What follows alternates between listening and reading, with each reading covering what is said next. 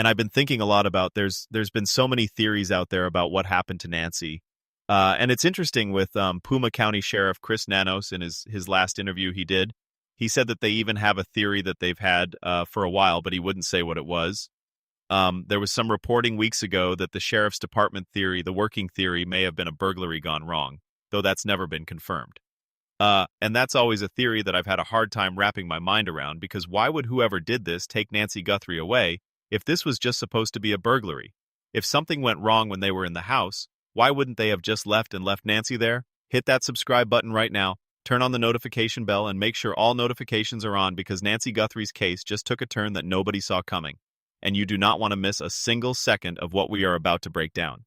When a case goes quiet, most people assume it is over. They assume the investigators ran out of leads. They assume the witnesses stopped talking. They assume the evidence dried up and there was nothing left to chase. That is what silence sounds like from the outside. It sounds like finished. It sounds like accepted. It sounds like a door that closed and nobody is going back through it. But that is not what silence means inside a case like Nancy Guthrie's. Nancy Guthrie disappeared from her home in the Catalina foothills area of Tucson, Arizona. This is not a neighborhood where people go missing and nobody notices. The Catalina foothills is the kind of place where neighbors know each other, where routines are visible, where a strange car parked on the wrong street stands out. It is a quiet, established community tucked against the mountains north of the city. People there notice things. And yet somehow in a place like that, Nancy vanished and the case eventually went quiet. That is the part that does not sit right. Because when you look at what was happening in the days and weeks after Nancy disappeared, the case was anything but finished. There was blood evidence. There was a masked figure caught on surveillance footage. There were security cameras that had been disabled before she went missing. These are not the details of a random impulsive act. These are the details of something planned, something prepared. And yet, despite all of that, the noise around the case faded, the updates slowed, the headlines moved on, and NY's family was left holding everything that the public put down. That is what people outside of a case rarely understand. When the coverage stops, the weight does not disappear. It just shifts. It lands entirely on the people who love the person, on the ones who still set a place at the table out of habit, on the ones who pick up the phone to call and then remember the silence that the public experiences as closure is the same silence that a family experiences as abandonment. Two completely different things wearing the same face. NY's case carried all of that. The family kept pushing, they kept talking to investigators, they kept the reward money active, kept the tip lines open, kept reminding anyone who would listen that this was not resolved. That someone out there knew something, that the right piece of information had not surfaced yet, but it existed. It was sitting somewhere in someone's memory, in someone's conscience, in footage that had not been looked at closely enough. Because here is something that investigators and journalists who cover these cases understand well. Evidence does not always disappear. Sometimes it just waits. Sometimes it sits in an old file, in a neighbor's half-forgotten recollection, in a segment of video that was reviewed once at regular speed and never again. The problem is rarely that the truth is gone. The problem is that attention moved somewhere else before all the questions were answered. And attention, unlike evidence, is something that can come back. Think about what the early days of NY's case actually looked like. A woman disappears from a high-end residential neighborhood in broad enough daylight that it registers immediately. The people closest to her raise the alarm. Investigators respond. The FBI gets involved. A reward is posted. Family members go public. And then, in the way these things often go, the story reaches a certain point and stops producing new headlines. Not because the case is closed, not because an arrest has been made, but because the news cycle moved on and took most of the public's focus with it. What gets left behind in that gap is important, because the gaps in a timeline are not empty. They are full of things that were noticed but not prioritized. Full of observations that felt too small to report, but were never actually insignificant. A neighbor who saw a vehicle parked somewhere it did not belong. A person who appeared in the area more than once in the days before Nancy went missing. A detail about the movement of someone near the property that felt odd at the time but was never formally documented. These things exist in cases like this. They live in the spaces between the parts of the story that made it into reports, and they do not go away just because no one is actively collecting them. NY's neighborhood is the kind of place where those observations happen, where people are home during the day, where routines are consistent enough that something out of pattern registers, even if only on a subconscious level. The Catalina foothills is not chaotic. It is ordered, and ordered environments are actually very good at producing witnesses because deviation from the normal pattern is noticeable. Someone moving through that neighborhood with purpose, with familiarity, with the kind of calm that comes from having done something before, that kind of presence leaves impressions. The question is whether anyone thought to go back and ask. That is where this update begins to shift, because what we now know is that renewed attention has been brought back to this case, and it is not coming from a place of guesswork. It is coming from someone who approached the case the way good investigative journalists approach the cases that matter most. Not chasing the loudest theory, not recycling old headlines, but going back to the foundation and asking a better question. Not who did it, but what did we miss? That question changes everything about how you look at a case. When you ask who did it, you are chasing a name. You are working forward from suspicion. You are building toward a conclusion you may or may not be able to prove. But when you ask what was missed, you go backward. You return to the timeline. You sit with the evidence that was gathered and ask whether it was fully understood. You look at the moments that were considered unimportant and give them a second examination. You treat the case not as a story with a missing ending, but as a document with missing pages. And sometimes when you do that, the pages are still there. They were just filed in the wrong place. That is the shift this case is experiencing right now. Brian Entin, a journalist who has built a reputation for returning to cases after others move on, has turned his focus back to Nancy Guthrie. And the questions he is asking are not the ones anyone was asking before. They are sharper. They are aimed at the gaps. And what they are beginning to surface suggests that the silence around this case was never because there was nothing left to find. It was because no one was looking in the right places yet. Brian Entin does not show up to a case with a conclusion already written. That is what makes the way he works different from the noise that surrounds most high-profile disappearances. There is never a shortage of people willing to point fingers, build theories from nothing, and present speculation as insight. Brian does not do that. He shows up with questions. He shows up with a timeline printed out and a willingness to sit with it long enough to notice what does not line up. And when he returned his attention to Nancy Guthrie's case, what he found was not a dead end. It was a door that had never been fully opened. The first thing he examined was the timeline. Not the broad version that most people are familiar with, the one that starts with Nancy missing and ends with no arrest. The detailed version, the one that accounts for specific hours, specific movements, specific windows of time where something either happened or should have happened but did not. Because timelines are not just records of what occurred, they are also records of what is absent. And the absences in NY's timeline are telling. There are gaps that have never been cleanly explained. Moments where the sequence of events does not flow the way it should.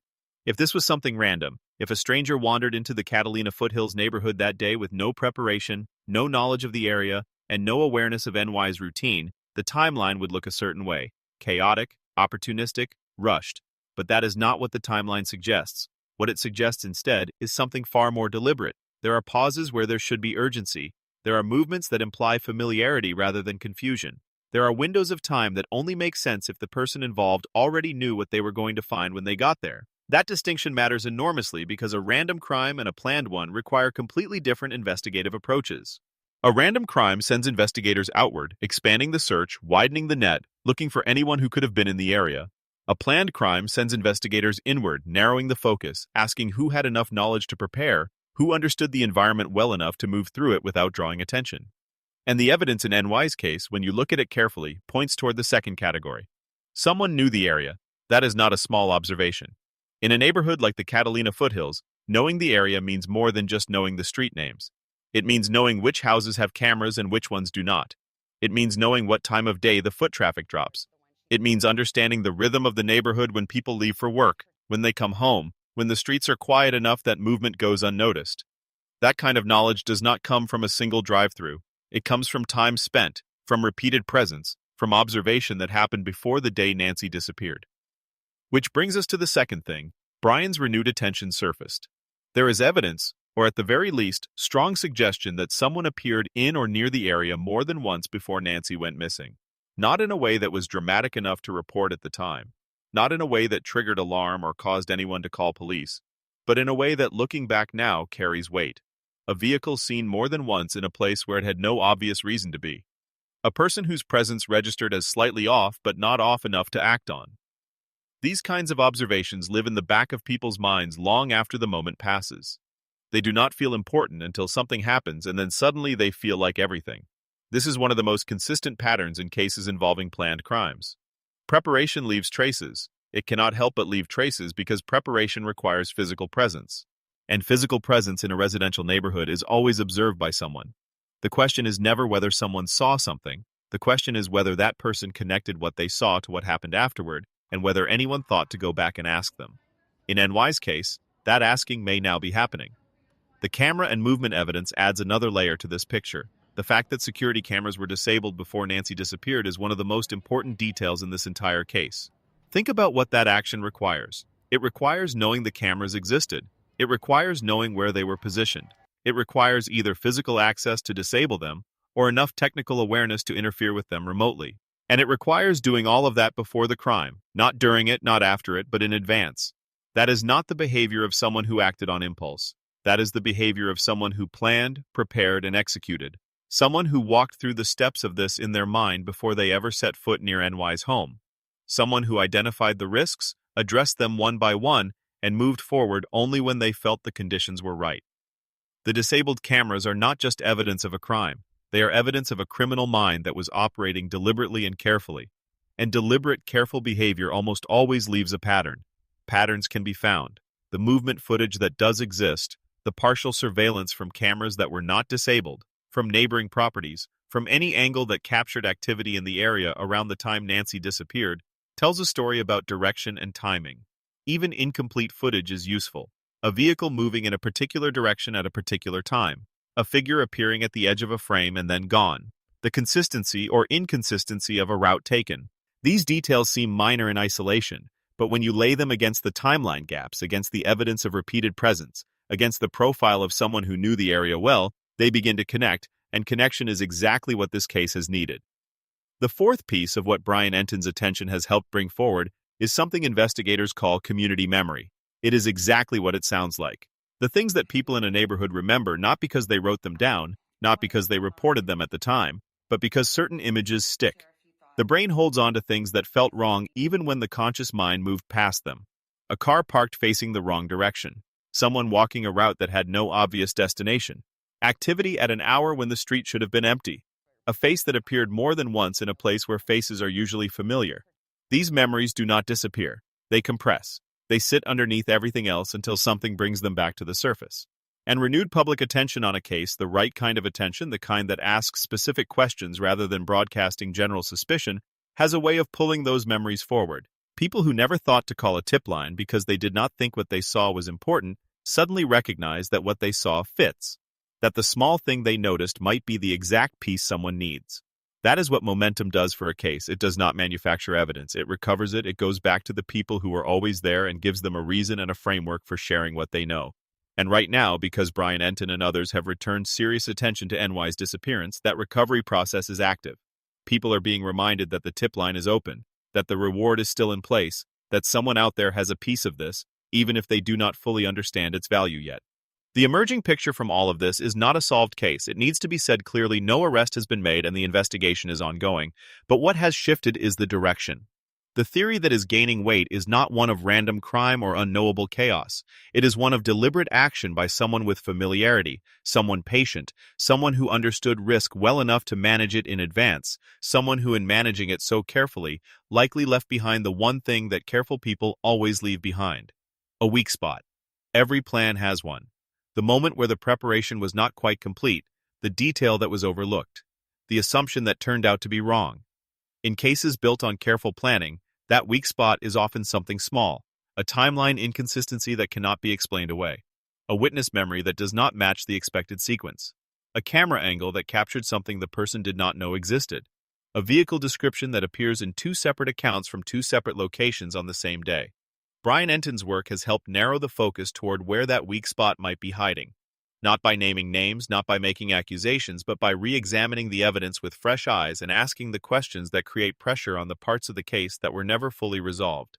That kind of pressure applied consistently and publicly has broken cases open before. It has turned a half-remembered detail into a confirmed lead. It has turned a witness who never thought to come forward into the person who finally provides the missing piece. That is where NY's case stands right now. Not at the end, not at the beginning. Somewhere in the middle of a shift that is still unfolding, moving from silence towards something that finally feels like forward motion. Nancy Guthrie's family has never stopped. That is the part of this that needs to be said out loud because it is easy to follow a case through headlines and assume that the quiet periods mean everyone is waiting. They are not waiting. They are living inside the absence every single day. They are the ones who feel the weight of every week that passes without an answer. Every month that goes by without justice. Every morning that arrives and brings the same unanswered question with it. That is what this update means for them. Not a solved case, not an arrest, but movement. Real, measurable movement in a case that the outside world had largely stopped watching. And for a family that has carried this alone through every quiet stretch, movement is everything. Renewed public attention does something that investigators cannot manufacture on their own. It reaches people. It lands in front of someone who saw something 3 years ago and never thought it mattered. It plays in the background of a conversation where someone finally says what they have been sitting on. It reminds the person with the missing piece that the door is still open and someone is still standing on the other side of it waiting. That door is open right now. The FBI tip line remains active. You can reach it at 180-CL-FBI or submit information directly at tips.fbi.gov. A reward is still in place for information that leads to answers. In NY's case, if you know something, anything, no detail is too small. The smallest observation from the right moment could be exactly what this case needs to move from momentum into resolution. Nancy Guthrie's case was never cold. It was never finished. It was never something that ran out of truth to uncover. It was simply waiting for the right attention to return to the right questions at the right time. What makes investigations like this so difficult is not always the lack of evidence. Sometimes it is the exact opposite. Sometimes there is so much information scattered across so many reports, interviews, camera angles, timelines, and witness accounts that the real challenge becomes understanding which details actually matter. Investigators can spend years moving through a maze of information where every hallway appears important until eventually one overlooked connection changes the entire shape of the case. That possibility is exactly why renewed scrutiny matters right now. Because when experienced investigators or journalists return to a disappearance after years of silence, they are not simply reviewing old headlines. They are revisiting assumptions. And assumptions are dangerous in any criminal investigation because once a theory settles into place early enough, every new piece of evidence tends to get filtered through it. If investigators initially believe a case was random, they search outward. If they believe it was targeted, they search inward. The direction matters because it changes which questions get prioritized and which details receive the most attention. In Nancy Guthrie's case, the renewed focus appears to be forcing a reassessment of those early assumptions. The more closely people examine the available evidence, the harder it becomes to reconcile certain details with the idea of an impulsive act. Planned crimes create structure. Even when mistakes happen, there is usually evidence of preparation hidden underneath the chaos. The timing becomes tighter. The movements become more deliberate. The choices begin to reflect intention instead of panic. And one of the most important questions emerging now is whether the person responsible understood Nancy's routines better than investigators initially realized. Routine is powerful information. Most people never notice how predictable their lives are until investigators begin reconstructing them after something goes wrong. The same routes driven every week. The same stores visited at the same times. The same periods where someone is home alone, where neighbors are absent, where streets become quieter. To an ordinary person, routines feel comforting. To someone planning a crime, routines become opportunity. That possibility changes how investigators view the timeline surrounding Nancy's disappearance. Because if someone had prior knowledge of her habits, then every movement leading up to that day takes on new significance. Suddenly, the repeated sightings of unfamiliar vehicles matter more. Suddenly, the disabled cameras look less like coincidence and more like preparation. Suddenly, the gaps in the timeline stop looking accidental and begin looking controlled. And control is the key word here. Everything about the emerging theory suggests someone attempting to maintain control over the environment before, during, and after the disappearance. Careful people do not like unpredictability. They try to eliminate variables before taking action. They study surroundings. They reduce exposure. They minimize risk. But the problem with trying to control everything is that reality rarely cooperates perfectly. Eventually something slips. Sometimes it is digital evidence. Sometimes it is human memory. Sometimes it is a sequence of movements that appears ordinary until someone compares it against another timeline and realizes the pieces overlap in a way they should not. That overlap may be where this investigation is heading now, because investigators are reportedly looking harder at movement patterns, not just around Nancy's property but throughout the surrounding area. And movement patterns tell stories people do not realize they are telling. A vehicle captured near one intersection and then again near another creates direction. A phone signal appearing repeatedly in a certain area creates familiarity. A person returning to the same location multiple times before an event creates intent.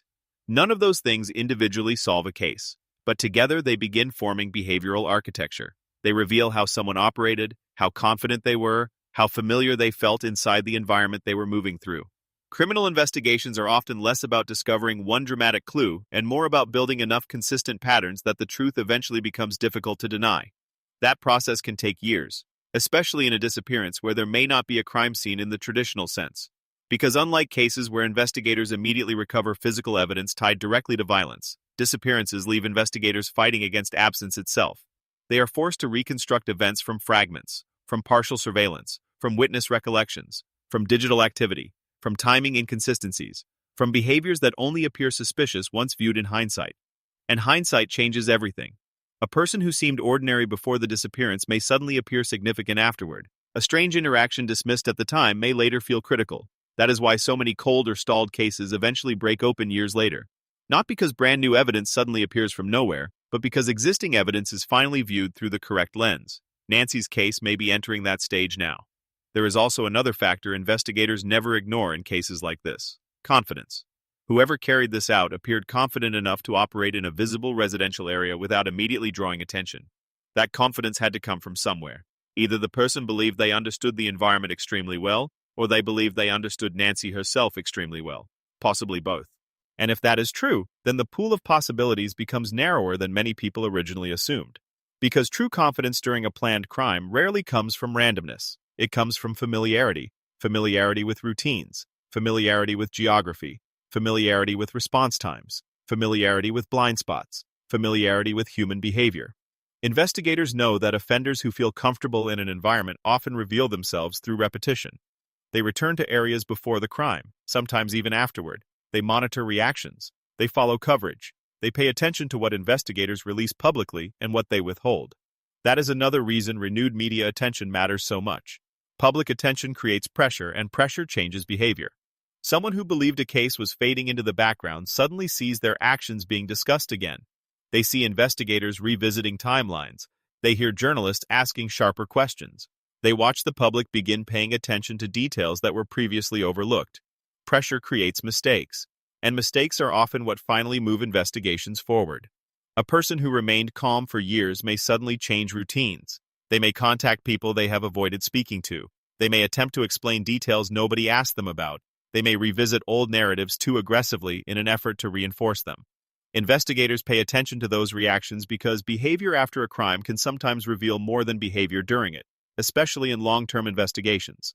Another major development in cases like this often comes from technology itself. Evidence that could not be fully analyzed years ago sometimes becomes usable later. Video enhancement improves, data recovery improves, location analysis improves. Even small fragments of footage or metadata that once seemed meaningless can later become valuable once technology catches up. That possibility cannot be ignored here, because partial surveillance evidence exists in Nancy's case, and partial evidence has a strange way of becoming more important over time rather than less.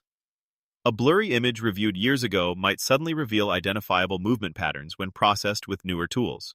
A timestamp once considered approximate might become precise enough to reshape a timeline completely. Investigators know this. That is why cases are rarely abandoned internally, even when public attention disappears. Behind the scenes, files remain active. Evidence gets revisited. Analysts return to details months or years later because fresh perspective matters. Human beings naturally stop noticing patterns when they stare at the same material too long. Sometimes all it takes is one new investigator, one journalist, or one witness revisiting the facts differently for hidden connections to emerge. And there is another uncomfortable reality investigators often consider in disappearances involving careful planning: the possibility that the offender believed they had more time than they actually did. That matters because timing mistakes are among the most common flaws in organized crimes. A person may calculate routes carefully but underestimate witnesses. They may account for cameras but fail to notice one hidden angle. They may believe an area is empty when someone is actually awake nearby, remembering everything later. The Catalina foothills is not an isolated wilderness. It is a living neighborhood filled with routines, habits, visual memory, and overlapping observation. Even when people do not consciously recognize something unusual in the moment, their minds store fragments. Fragments matter. A sound heard at the wrong hour. A vehicle parked too long. A person moving with unusual urgency. A light turning on unexpectedly. A dog barking repeatedly at something unseen. These details often sound insignificant individually, but investigations are built from collections of insignificant things arranged into meaningful order. That order may finally be taking shape. And if it is, then the silence surrounding Nancy's disappearance could begin changing very quickly. Because there is a point in many investigations where momentum accelerates suddenly. One witness leads to another. One recovered detail reshapes an old assumption. One inconsistency forces investigators to revisit an entire timeline. Cases that appeared stagnant for years sometimes move rapidly once the correct pressure point is identified. The public rarely sees that transition happening in real time. Instead, people suddenly wake up to headlines announcing searches, warrants, interviews, arrests, or renewed investigative activity without realizing those moments are usually the result of years of slow groundwork happening quietly in the background. Nancy Guthrie's case increasingly feels like the kind of investigation approaching one of those turning points. Not because there has been a dramatic public breakthrough yet, but because the language surrounding the case has shifted. The focus is becoming more precise. The questions are becoming narrower. The emphasis is moving away from broad speculation and toward behavioral consistency, preparation, and familiarity. That shift matters enormously, because investigations become strongest when they stop chasing every possibility equally and begin concentrating on the explanations that best fit the totality of evidence. And right now, the evidence appears to be pointing towards someone who understood this environment before Nancy disappeared. Someone who planned, someone who prepared, someone who believed they accounted for everything. But no plan is perfect forever. Eventually, time itself becomes a problem for the person responsible. Memories return. Relationships change. People who stayed silent become less willing to protect secrets. Fear fades for some and grows for others. Someone carrying information for years eventually reaches a point where silence becomes heavier than speaking. Investigators know that too. That is why they keep tip lines active long after public attention fades. Not because they expect one cinematic confession out of nowhere, but because human psychology changes over time. Loyalty changes, guilt changes, fear changes, and cases built on secrecy are vulnerable to those changes. Right now, renewed attention is increasing the chances of exactly that kind of shift. Someone watching coverage today may recognize a detail they dismissed years ago. Someone hearing investigators revisit the timeline may realize the significance of a conversation they once ignored. Someone who protected another person may begin questioning whether that protection was worth carrying forever.